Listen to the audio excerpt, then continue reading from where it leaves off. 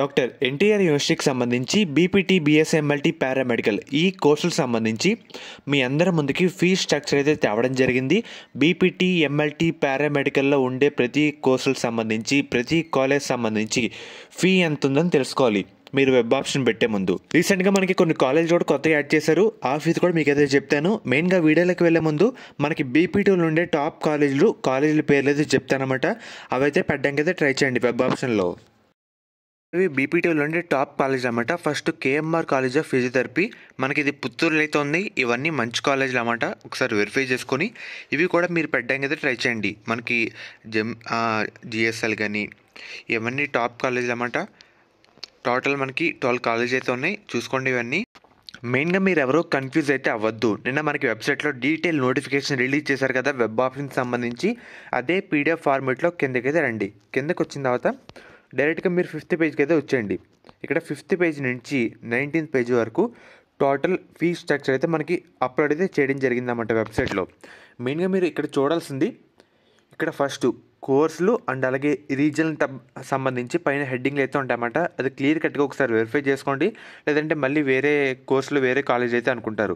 First మీరు అనుకున్న కోర్సులు అండ్ అలాగే రీజన్లు పైన సైడ్ హెడ్డింగ్లో వెరిఫై చేసుకోండి. దాంట్లో తర్వాత చూడాల్సింది ఏంటంటే కాలేజ్ కోడ్, కాలేజ్ పేరు, అది గవర్నమెంటా ప్రైవేటా, ఏ రీజన్, అండ్ అలాగే మీకు ఒక శాంపుల్ అయితే చూపిస్తానమాట. మనకి ఎప్పుడు అప్డేట్ చేశారు, ఫీజు జీవో ఎప్పుడు అప్డేట్ చేశారు అని ఎలా తెలుసుకోవాలంటే, ఇక్కడ 2023 అయితే ఉంది కదా, అండ్ అలా ఇక్కడ 2024, ఇక్కడ 2025. మనకి ఈ సంవత్సరంలో, పోయిన సంవత్సరంలో, దానిపైన సంవత్సరంలో ఎప్పుడెప్పుడు ఫీజు కన్ఫర్మ్ చేశారు మనకి ఈ విధంగా తెలుసుకోవచ్చు. మనం ఒక చిన్న అంచనా అయితే వేసుకోవచ్చు అన్నమాట. అండ్ అలాగే ఫీజు చివరైతే ఉంటుంది అన్నమాట. మనకి ఫస్ట్ కాలేజీలో ఫీజు 19,000 అయితే ఉంటుంది.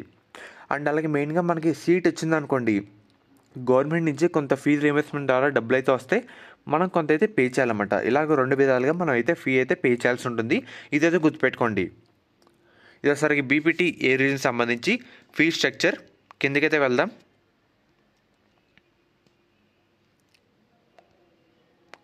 ఇది వచ్చేసరికి SC reason BPT college fee structure అన్నమాట. మీరు కూడా ఈ విధంగా వెరిఫై అయితే చేసుకోండి.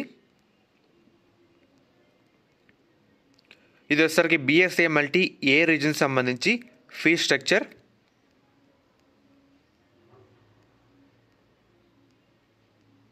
మ్యాక్సిమం ఇక్కడ 19,000 అని చూపిస్తున్నారు, కానీ కొన్ని కాలేజ్లో ఎక్కువ కూడా తీసుకునే అవకాశం అయితే ఉంది.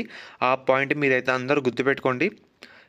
ఎక్కువ తీసుకుంటారు మ్యాక్సిమం, ఎందుకంటే వాళ్ళ ఫీజు, ఆ బిల్డింగ్ ఫీ అని ఇలా సంథింగ్ ఏదో ఫీజు అయితే ఎక్కువ తీసుకుంటారన్నమాట. ఎస్డబ్ల్యూఐ అంటే స్టేట్ వైడ్ ఇన్స్టిట్యూషన్, చూస్తున్నారు కదా ఇక్కడ సిద్ధార్థ కాలేజు.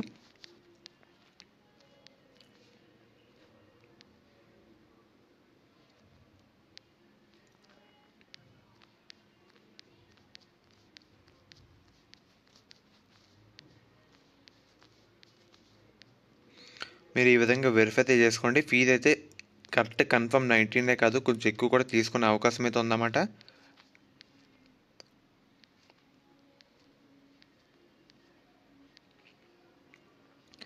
అండ్ అలాగే ఈ వచ్చేసరికి మనకి రీసెంట్గా యాడ్ చేశారన్నమాట, చూస్తున్నారు కదా. ఇక్కడ ఏముంది heading, list of new paramedical technology courses for academic year, చూస్తున్నారు కదా మీరు. దీంట్లో కొంచెం ఫీజు అయితే కొంచెం ఎక్కువ అయితే ఉంది. ఇక్కడ ముందే 19,000 అయితే ఉంది, కానీ ఇక్కడ చూస్తున్నారు కదా ఫీజు ఎంత ఉందో, 35,500 అయితే ఉందన్నమాట.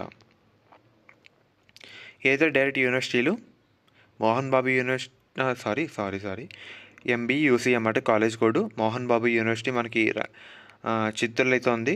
అండ్ అలాగే అన్నమాచార్య యూనివర్సిటీ, గ్లోబల్ యూనివర్సిటీ గోదావరిది మనకి రాజమండ్రిలో అయితే ఉంది. ఇక్కడ మీరు చూసే 4 కాలేజీల ఫీజు 35,000 అయితే ఉందన్నమాట. ఇక్కడ మోహన్ బాబు యూనివర్సిటీలో కొంచెం ఫీ అయితే ఎక్కువ ఉంటుంది. ఇక్కడ చూస్తున్నారు కదా 37,000 అయితే ఉందన్నమాట. మనకి ఈ విధంగా ఫీజులు అయితే ఉన్నాయి. దాంట్లో ఉండే కోర్సులు తగ్గట్టు మీరు వెబ్ ఆప్షన్ పెట్టే ముందు క్లియర్ కట్గా అన్ని వెరిఫై చేసుకోండి. మీకు ఒక చిన్న అంచనా ఉంటే చాలు, అంతే తప్ప నాకు ఇంకో వేరే ఆలోచన అయితే లేదన్నమాట. ఎందుకంటే మీకు ఒక ఐడియా ఉంటుంది అసలు మనం ఏ కాలేజ్ పెట్టుకుంటున్నాం, ఆ కాలేజీలో ఫీ ఎంత ఉందని మీకు కూడా తెలుస్తుంది కాబట్టి చెప్తున్నాను.